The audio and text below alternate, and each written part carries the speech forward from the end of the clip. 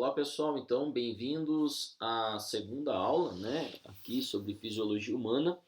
Vamos falar, vou dar continuidade, na verdade, à aula introdutória, né? Então hoje nós vamos falar um pouquinho sobre o feedback, que é um conceito extremamente importante para o entendimento ali de várias áreas dentro da fisiologia, principalmente a parte de endócrino, né? Então, falar um pouquinho sobre pH, tá?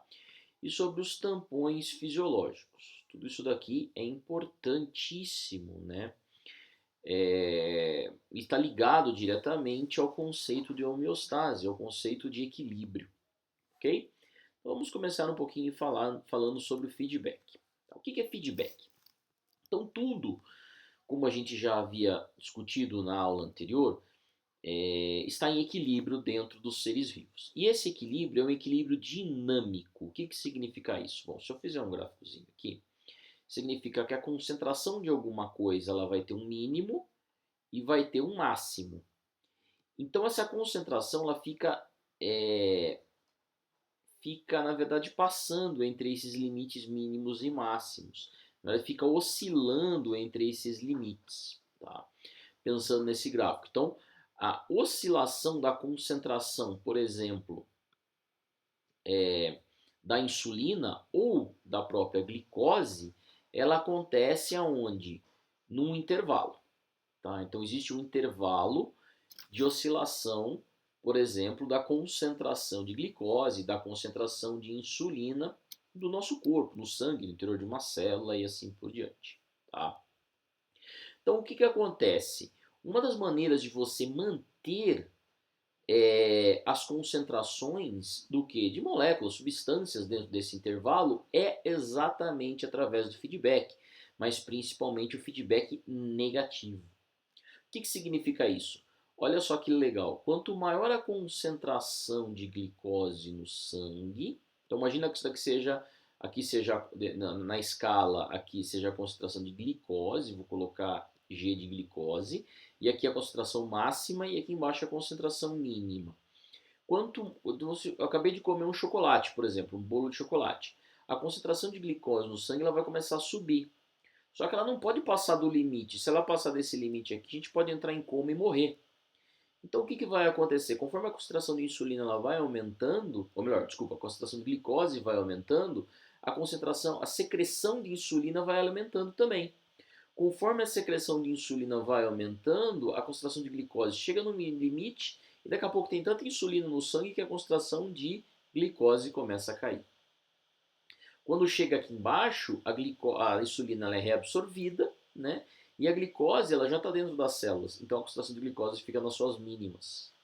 Pode cair mais? Não, não pode cair mais. Se cair mais também vai causar problemas. Então, se aumentar muito a concentração de glicose ou se cair muito a concentração de glicose, vai causar problemas.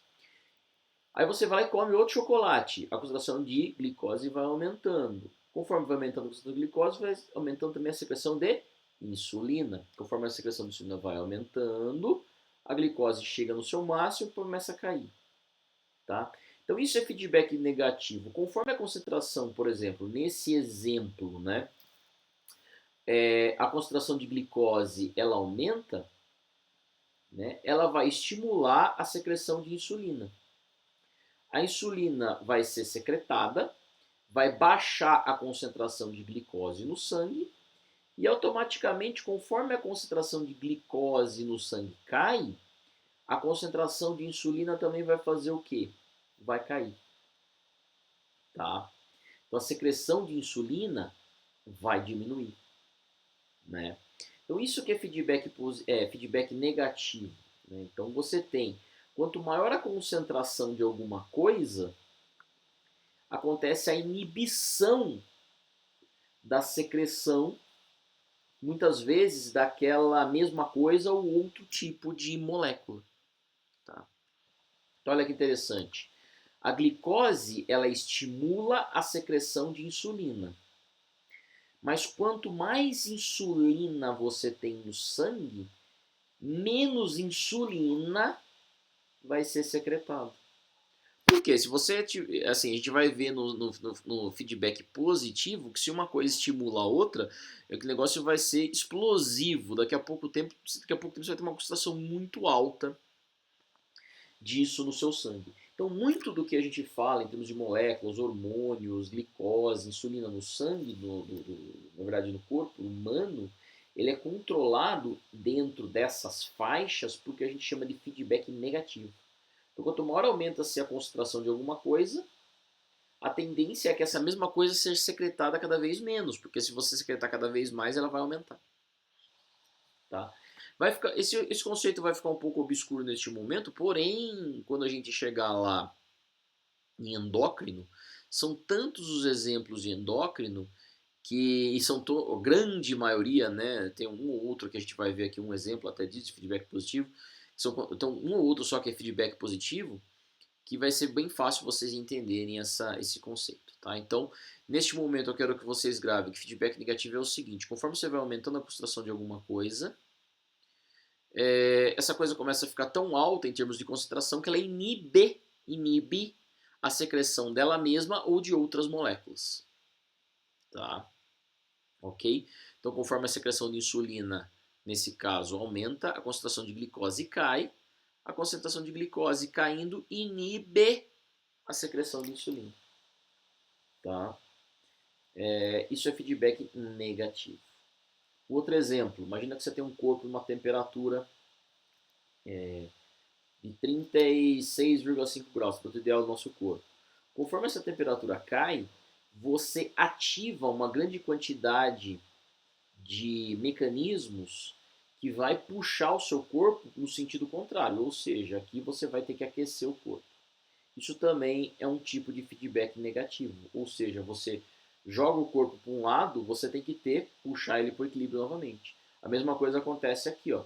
Se o aumento da temperatura acontece, você tem um feedback negativo, ou seja, você tem mecanismos de controle da temperatura corpórea para diminuir aqui, então, na verdade, se aumentou a temperatura, que você vai diminuir a temperatura corpórea.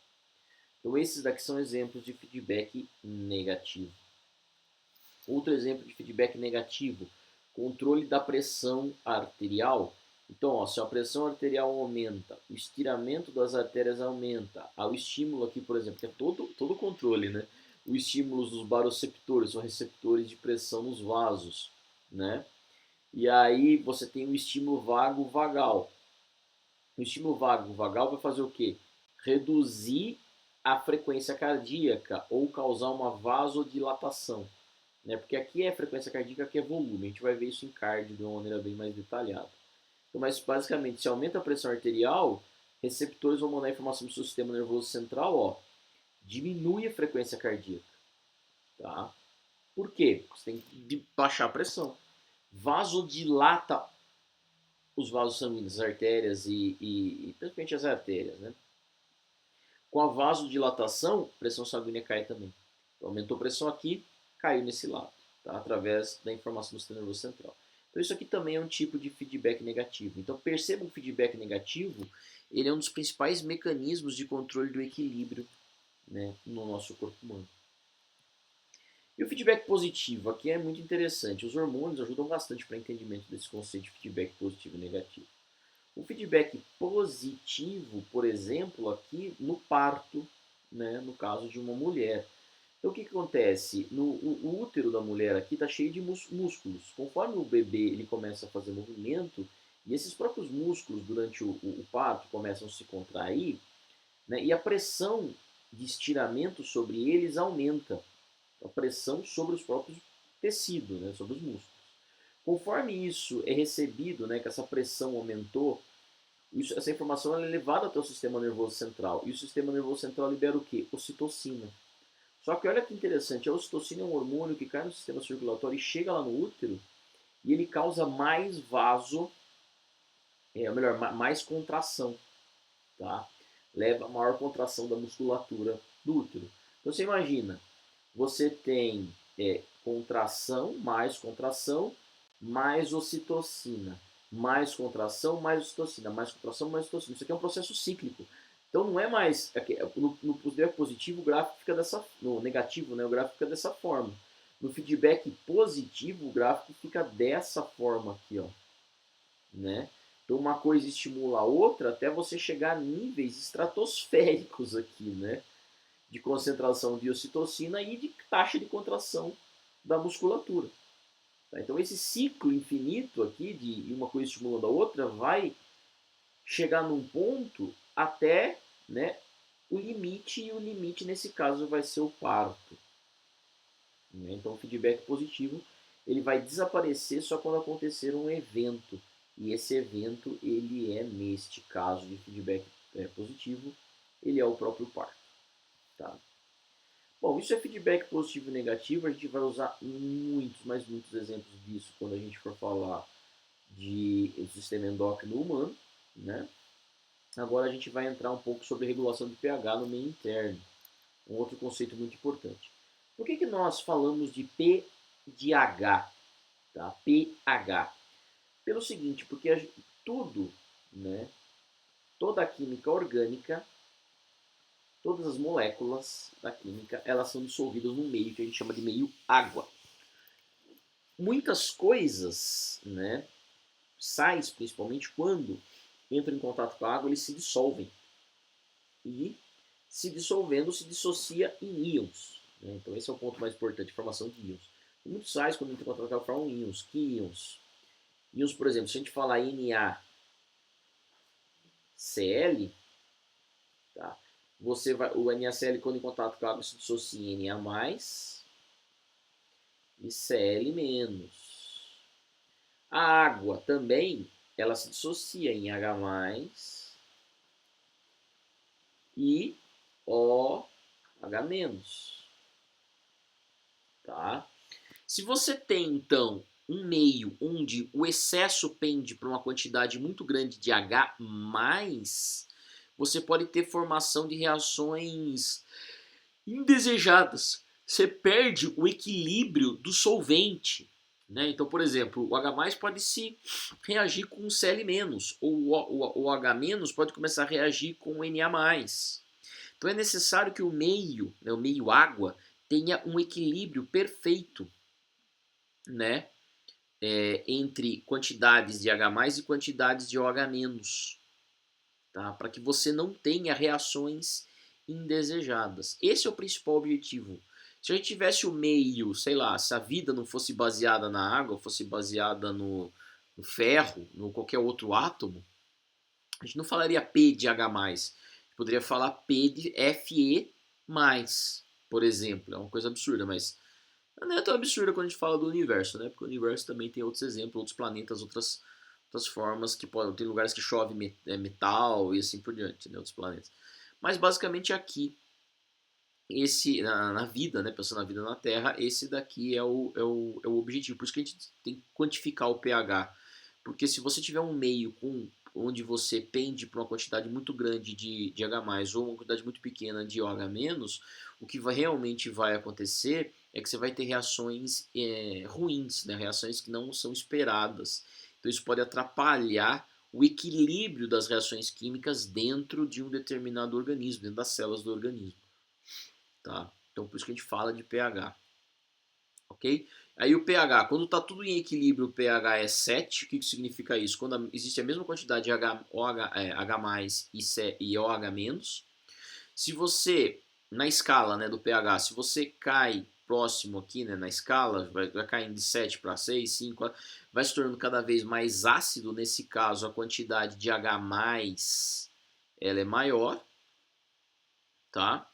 E se torna básico para esse outro lado, né, que são o alcalino, que é muito comum de se falar, é a quantidade de OH- que aumenta, tá bom? Então o ideal é que tudo seja neutro, ou seja, a quantidade de H+ e OH- seja igual. Quando você tem soluções ácidas, você tem quantidade de H+ em grande quantidade, isso vai atrapalhar de uma forma as reações químicas. Quando é OH-, vai atrapalhar de uma outra forma as reações químicas. Tá? Então o pH é muito importante para manter em equilíbrio todas as reações químicas de um determinado organismo. Ok? Bom, é isso. Quando você está falando, se você quantificar O interessante, né, isso que é só para complementar, o interessante é que a gente está falando sempre do P de H. Uma vez que você quantifica a quantidade de H+, você tem uma noção do quantidade de OH-, porque eles são complementares, né? Sempre H+, mais OH- para formar uma molécula de água, H2O. Então, se você quantifica H+, você sabe a quantidade de OH-. Então, a gente não precisa quantificar os dois. A gente quantifica só H+. E aí a gente encontra o potencial H+, né, pH, que é potencial hidrogênio iônico. Se a gente quantificasse o OH, né, a gente falaria de potencial hidroxiliônico. Não precisa se preocupar com isso, porque a gente nunca quantifica, é rara a situação que a gente fala em quantificar o potencial hidroxiliônico. A gente se preocupa muito sobre o potencial hidrogênio, tá bom? Que é a quantificação do hidrogênio. Só para ter uma noção em quão ácidos são as substâncias da natureza, né? O limão, que é considerado extremamente ácido ali, ele tem um pH próximo de 4, 3, mais ou menos. O pH do nosso estômago é um dos pHs mais baixos que existem. Chega a 2, tá? Então ali, ó, muito ácido, muito básico. O interessante é que o nosso corpo ele tem que ser mantido num pH extremamente rígido. O pH do nosso sangue, por exemplo, fica em torno de 7,4, que é ligeiramente alcalino, tá? Se você baixar de 7,36, você já tem problema. Se você subir para acima de 7,45, você já vai ter problema. Ou seja, é o que a gente chama de acidose metabólica ou alcalose metabólica. Se você baixar de 6,68, você morre. Se você baixar de 7,90, subir acima de 7,95, você também morre. Tá? Todas as reações químicas no interior das células acabam sendo alteradas e o corpo para de funcionar. Tá bom? Então, o pH do corpo nosso, 7,4, é extremamente importante para manter todo o funcionamento bioquímico do nosso corpo. Tá? Só para ter uma ideia ali, geral, ali, a água tem pH neutro, então 7. Mas se pegar o ácido gástrico do estômago, pode chegar até 2, limão ali até 3, 2. Coisas que são muito alcalinas, né? Água do mar é ligeiramente alcalina, pasta de dente um pouco mais, detergente mais ainda. Entre outras coisas, soda, por exemplo, em solução pode chegar, soda cáustica, né, que a gente chama 13. Então é maléfico se cair muito o pH e é maléfico se o pH subir muito, também causa problemas para os organismos vivos. E para finalizar essa aula, vamos falar só dos tampões fisiológicos, né, o que significa isso? São substâncias, moléculas que vão absorver o excesso de H+, ou de OH- de uma determinada solução, tentando equilibrar o pH. Significa o seguinte, se você tiver, por exemplo, bicarbonato em solução, o que é o bicarbonato? Bicarbonato é esse HCO3-. E aí você jogar ácido, né, só H+ puro na solução, o que significa é que esse HCO3- ele vai absorver H+. Ó, absorve o H+, a reação vai pender para esse sentido aqui, e no fim você vai formar água e CO2, tá? Então, os tampões fisiológicos são basicamente substâncias que acabam tentando regular o pH. São substâncias que regulam o pH de maneira natural. Basta elas estarem presentes numa determinada solução que elas regulam o pH. Então, o que a gente chama de tampão aqui, bicarbonato, é o principal tampão do sangue humano, tá? E ele regula, então, de uma maneira natural, o pH do sangue. Tá? É um pouco mais complexo que isso, a gente vai discutir isso lá no projeto da fisiologia respiratória, né? Vamos bastante estudar sobre a fisiologia respiratória. É onde a gente vai ver por que é formado CO2, água e tudo mais. Mas por enquanto eu quero que vocês saibam só que é o tampão bicarbonato, então isso aqui é o tampão bicarbonato e ele regula o pH do sangue.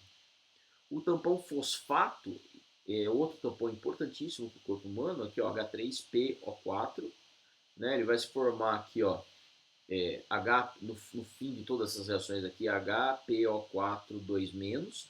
Esse HPO4 2- é o tampão fosfato. Esse tampão fosfato ele equilibra, na verdade, o pH onde? O pH no interior das células. É o principal tampão no interior de todas as células humanas, é o tampão fosfato. Então ele junto, se você jogar muito H- lá, né? H+, desculpa, ele vai absorver esse H+ e formar H3PO4, tá bom? Então, o tampão fosfato, ele é o principal tampão do interior das células. Existe o tampão hemoglobina também não podemos deixar de falar sobre ele, né? A gente vai falar muito mais sobre isso quando estiver discutindo discutindo efetivamente sobre o processo respiratório e tudo mais, transporte de gases lá da hemoglobina. Mas a hemoglobina é importante também, ela também absorve H+, aqui, ó. Tá vendo? Então aqui no interior de uma hemácia, isso aqui é uma hemácia que acontece dentro do pulmão. A hemácia, ela absorve o, o H+, tá? Do sangue e libera o oxigênio. Então quando a hemácia está levando o oxigênio para os tecidos, quando o oxigênio ele se solta da hemoglobina, o que acontece? A hemoglobina absorve H+, tá? E esse H+, ele vai ser liberado aonde? Vai ser liberado lá no pulmão. E aí esse H+, vai se juntar com outras moléculas, né, lá no pulmão.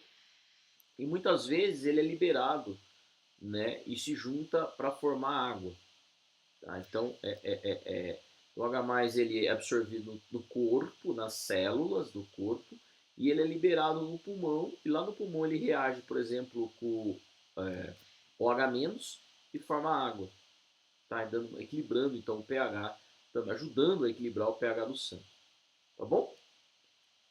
Então era isso, pessoal, nessa parte da aula, terminamos aqui a parte introdutória, né? A parte 2 da introdução da disciplina de fisiologia.